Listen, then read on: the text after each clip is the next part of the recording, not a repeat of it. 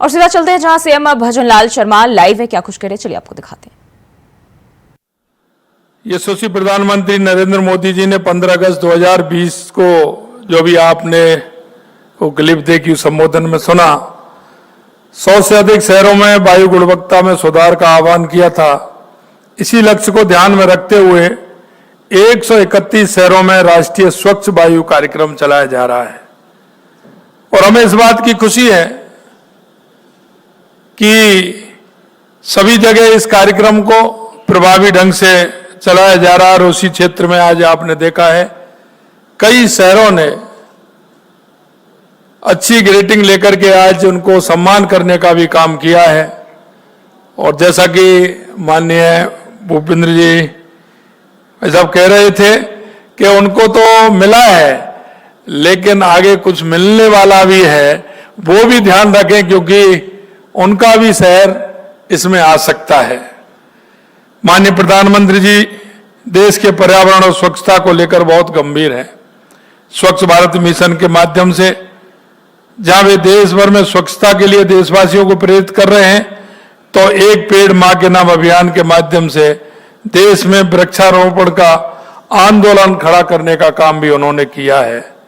माननीय प्रधानमंत्री जी की प्रेरणा कर हमने भी मुख्यमंत्री वृक्षारोपण अभियान की शुरुआत की और हमने कहा था कि इस वर्ष हम 7 करोड़ पौधे लगाएंगे। लेकिन मैं धन्यवाद देना चाहता हूं हमारे सभी मंत्रालय और हमारे पर्यावरण मंत्री भाई संजय जी को कि उन्होंने वो लक्ष्य पूरा कर किया है। इसके लिए मैं उनको बहुत बहुत धन्यवाद देना चाहता हूं। आगे जो हमने लक्ष्य लिया है वो 5 वर्षों में 50 करोड़ पौधे लगाने का लिया है। निश्चित रूप से हम इसको आगे बढ़ाने का काम करेंगे। मिशन हरियाणा और राजस्थान के तहत 5 सालों में 4000 करोड़ रुपए का निवेश करने का भी हमने सोचा है। राज्य में किए गए पौधारोपण में धूल मिट्टी के उत्सर्जन में कमी होगी एवं वायु प्रदूषण के स्तर पर निश्चित तौर पर कमी आएगी। मानव स्वास्थ्य एवं पर्यावरण के लिए स्वच्छ हवा का बड़ा महत्व है। आज वायु प्रदूषण दुनिया भर में एक विकट समस्या भी है जिसने मानव स्वास्थ्य के प्रति प्रभाव, पर्यावरण का प्रतिकूल असर पड़ रहा है। मैं छोटी छोटी 2-3 बातें आपके सामने रखना चाहता हूं क्योंकि हम प्रदूषण करने से पहले हमें सोचना चाहिए क्या, क्योंकि हम ये सभी की जिम्मेदारी है। कभी हम ये सोचते हैं, मन में ये सवाल आता है क्या कि मेरे घर में 1 गाड़ी है, 2 गाड़ी है, 3 गाड़ी है, आखिर वो कितना प्रदूषण करेंगे। उस परिप्रेक्ष्य में सोचते हुए हमें यह भी ध्यान रखना है कि जितना हम प्रदूषण हमारी गाड़ी के द्वारा होता है उस प्रदूषण को बचाने के लिए हम कहीं वृक्षारोपण करते हैं क्या, हमको ये कदम उठाना चाहिए क्या। देखिए, एक है कि धरती मां हमें देती सब कुछ, धरती मां हमें देती सब कुछ, हम भी तो कुछ देना सीखे क्योंकि प्रकृति। और अब बात करते हैं खबरों की। हरियाणा विधानसभा चुनाव से जुड़ी खबर सामने आ रही है। आप सभी सीटों पर चुनाव लड़ने को तैयार, 90 सीटों पर चुनाव लड़ने के लिए तैयार है आम आदमी पार्टी। 1 से 2 दिन में हो सकता है ऐलान। तो बड़ी जानकारी सामने आ रही है हरियाणा विधानसभा चुनाव को लेकर। आप सभी सीटों पर चुनाव लड़ने को तैयार है। 90 सीटों पर आम आदमी पार्टी चुनाव लड़ सकती है। 1 से 2 दिन में हो सकता है ऐलान। तो बड़ी जानकारी सामने आ रही है। आपको बताते चले, कांग्रेस के साथ जिस तरीके से गठबंधन की खबर सामने आ रही थी, हालांकि अब जो है बात नहीं बन पाई है और ऐसे में ये जानकारी सामने आ रही कि अब 90 सीटों पर आम आदमी पार्टी चुनाव लड़ने को तैयार है। तो बताते चले 1 से 2 दिन में इसका ऐलान भी किया जा सकता है। हरियाणा विधानसभा चुनाव से जुड़ी ये जानकारी।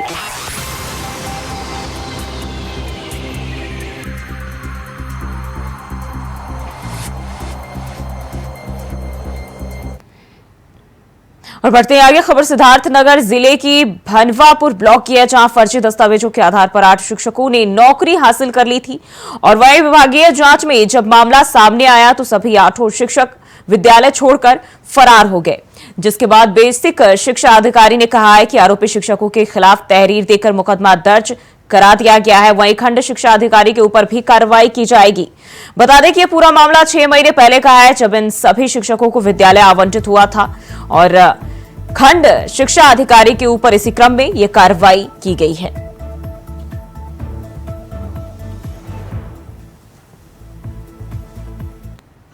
जैसा कि आप लोग जान रहे हैं कि 12,460 की शिक्षक भर्ती जनवरी में हुई थी और उसके विद्यालय का आवंटन 28-29 जून 2024 में विद्यालय आवंटन की कार्रवाई की गई थी। जनपद में कुल 314 शिक्षकों की तैनाती विद्यालय आवंटन ऑनलाइन प्रक्रिया के माध्यम से किया गया था।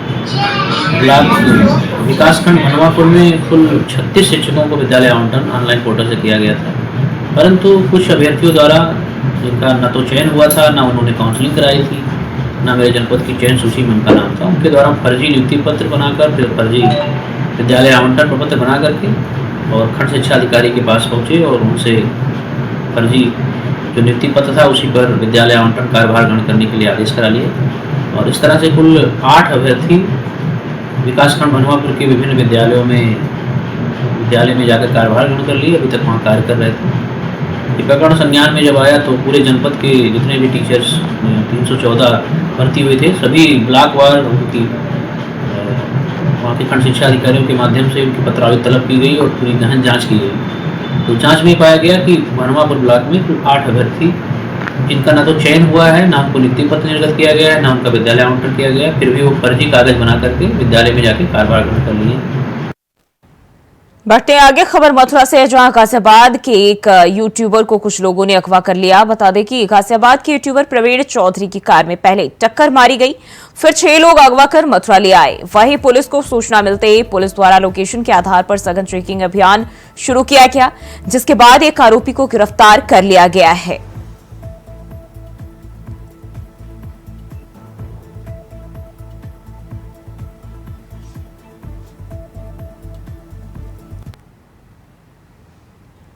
बढ़ते आगे, यूपी के मत्स्य मंत्री डॉक्टर संजय निषाद आज एक दिवसीय दौरे पर जनपद कानपुर देहात पहुंचे। इस दौरान उन्होंने जहां सर्किट हाउस सभागार मातिमी जनपद में मत्स्य विकास कार्यों के संबंध में समीक्षा बैठक की, वहीं पार्टी के पदाधिकारियों के साथ भी बैठक कर उनकी समस्याओं को जाना।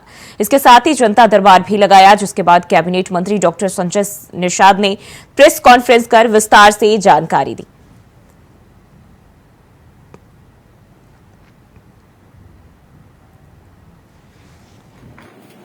कानपुर देहात में जनता दर्शन और विभागीय समीक्षा बैठक में जो 6 साल की उपलब्धियां हैं, मतलब जो 6 साल पहले के सरकार थी और 6 साल बाद और 2.5 साल से मैं लगभग इस समय मैं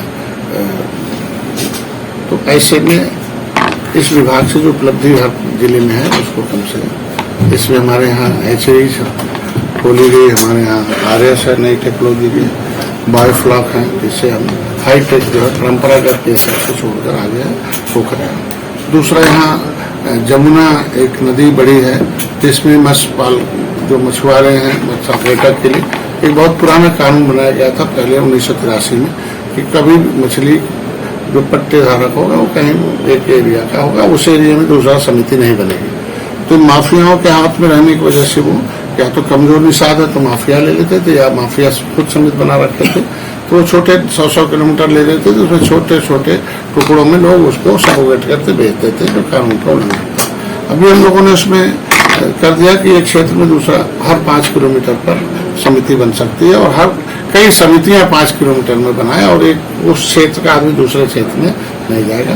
और बड़े बड़े जो जलाशय थे उस जलाशय के आधार पर जो समितियां बनती थी वहां भी एक ही बनती थी, पता चला निष्क्रिय है, उदासीन है या नहीं है तो दूसरा बन भी नहीं पाता था, तो इसलिए विकास बहुत रुका था। तो अभी वहां भी हम लोगों ने बहुत देशी समितियां और एक क्षेत्र में बहुत समितियां का अभी बहुत बड़ी महत्व योजना अभी है कि महिलाओं के सशक्तिकरण के लिए एक एरेटर सिस्टम आ गया है कि जो मछली जो है रातों में मर जाती थी टेम्परेचर अधिक होने से, उनको हम 75,000 के एरेटर हैं और उससे 50% सब्सिडी दे रहे हैं। उसमें हम हर जिले में कुछ महिलाओं को पट्टेधारकों को दे रहे हैं, जो महिला हो गई उन जिलों को। वहीं पहलवान विनेश फोगाट और बजरंग पुनिया के कांग्रेस में शामिल होने पर डब्ल्यूएफआई के पूर्व अध्यक्ष और भाजपा नेता ब्रजभूषण शरण सिंह ने प्रतिक्रिया दी है। उन्होंने इस कदम के पीछे कांग्रेस पार्टी और उसके कई नेताओं का हाथ होना बताते हुए बड़े आरोप लगाए हैं। उन्होंने कहा कि यह कदम 2 साल पहले ही शुरू हुआ था, जब पहलवानों ने उनके खिलाफ यौन शोषण का झूठा आरोप जो है वो लगाते हुए प्रदर्शन शुरू किया था। आंदोलन शुरू हुआ था खिलाड़ियों के नाम पर।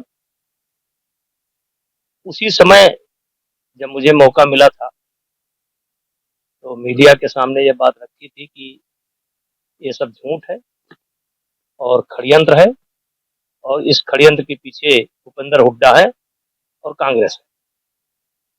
और आज वही बात सामने निकल करके आई, षड्यंत्र का पर्दाफाश हुआ। फाइनल जो स्क्रिप्ट लिख करके आई वो कांग्रेस कार्यालय में दिखाई पड़ी। बाकी अब जनता को फैसला करना, पार्टी अगर कहेगी तो जाएंगे, लेकिन भारतीय जनता पार्टी में नेताओं का अकाल नहीं है। हमारे पार्टी में बहुत बड़े बड़े नेता हैं, ये सब समय निकल चुका है। अब तो हम मुकदमा लड़ रहे हैं। बहुत दुर्भाग्यपूर्ण है, इन्होंने हमारा नुकसान किया, खेल का नुकसान किया, और जिस खिलाड़ी के सम्मान की यह बात करते हैं, खिलाड़ियों का भी इन्होंने अपमान किया। विशेष करके महिला खिलाड़ियों का इन्होंने अपमान किया। और कांग्रेस जैसी पार्टी लड़कियों का सहारा लेकर के राजनीति करना चाहती है, और लड़कियों का अपमान मैंने नहीं किया है। लड़कियों का अपमान कांग्रेस ने किया है, भूपेंद्र हुड्डा ने किया है। हमारा आशय ये है कि एक दिन ऐसा आएगा जब अदालत का फैसला आएगा कि जिस दिन की ये घटना है उस दिन मैं दिल्ली में हूं ही नहीं, तब ये इस देश की जनता को क्या जवाब देंगे। और ये इनके साथ कोई घटना नहीं घटी है, एक सुनियोजित सोची समझी चाल है जिसको कांग्रेस ने लिखा था, जिसके मुख्य किरदार भूपेंद्र हुड्डा थे, और वो चीजें सामने निकल करके आ चुकी है। अब जनता को तय करना है। ये मेरा राइट है, मैं कोचिंग में गया हूँ, मेरा राइट है, क्योंकि जितने आरोप हैं निराधार हैं। जो प्रमुख घटनाएं हैं उस दिन मैं दिल्ली में हूं ही नहीं, हमारा सुना नहीं गया। एक घटना में मैं सर्बिया में हूँ, 2 घटना में मैं लखनऊ में हूँ।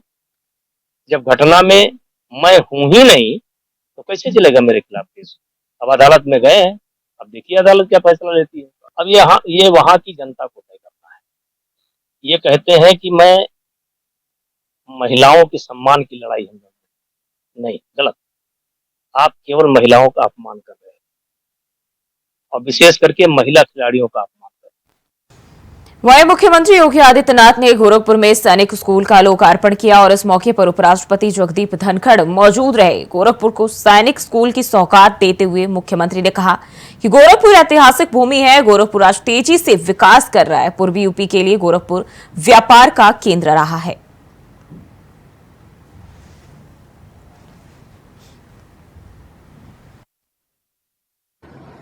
शहीद बंधु सिंह के नेतृत्व में अनेक क्रांतिकारियों ने विदेशी हुकूमत की चूनों को हिलाने का काम किया था। तो आजादी के उस आंदोलन के दौरान चोरी चोरा की 1922 में घटित घटना भी भारत के इतिहास में इस संघर्ष को एक नई गति देता है। गोरखपुर यह भारत की पौराणिक और ऐतिहासिक पृष्ठभूमि की पावन भूमि है। प्राकृतिक संसाधनों से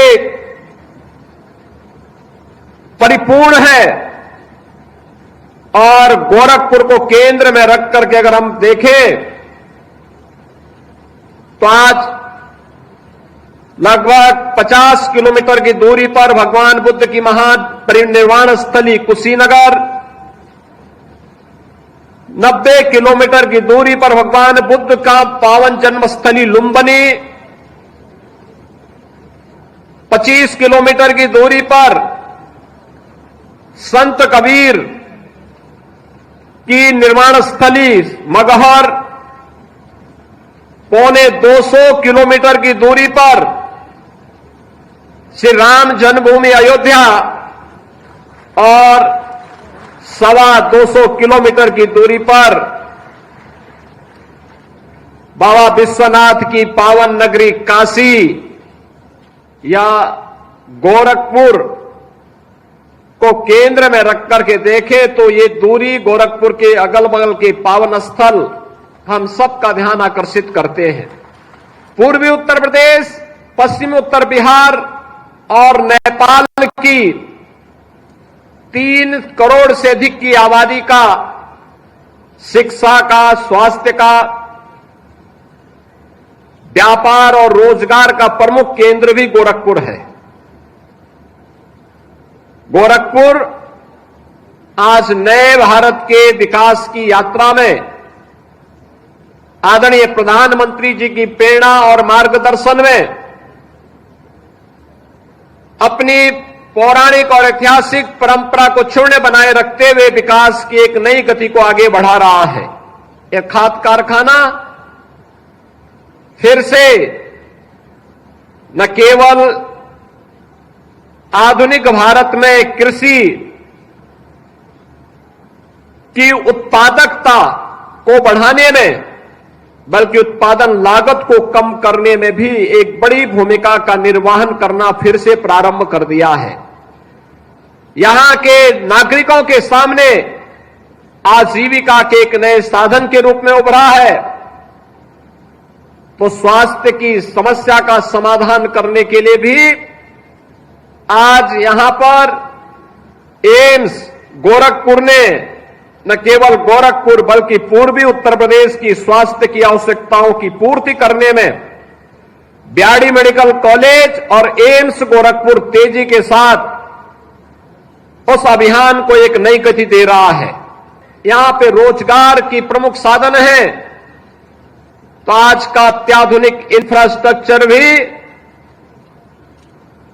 गोरखपुर और पूर्वी उत्तर प्रदेश को एक नई पहचान दे रहा है। एक्सप्रेसवे हो, इंटर स्टेट 4 लेन और 6 लेन की कनेक्टिविटी हो, या फिर नए नए आ रहे उद्योग, यह एक नई पहचान बन रही है।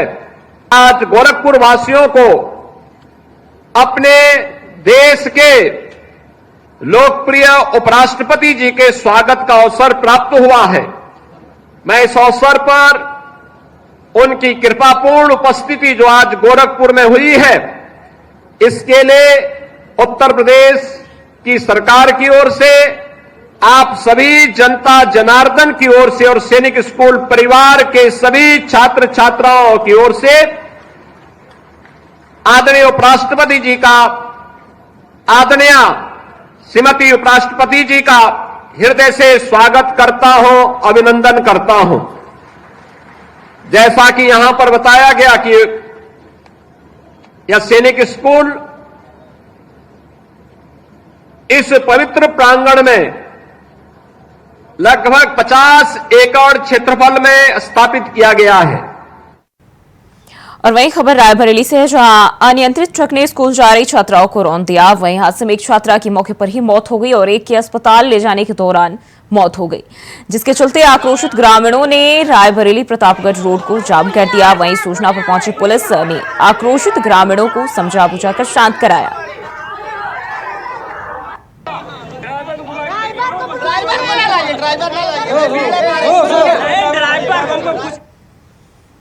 खबर अयोध्या से है, जहां कंपोजिट विद्यालय कोला में विद्यालय प्रबंधन की बड़ी लापरवाही सामने आई है। बता दें कि विद्यालय से करीब 500 मीटर दूर से बच्चे से पानी मंगवाया जा रहा है बाल्टी में भर के।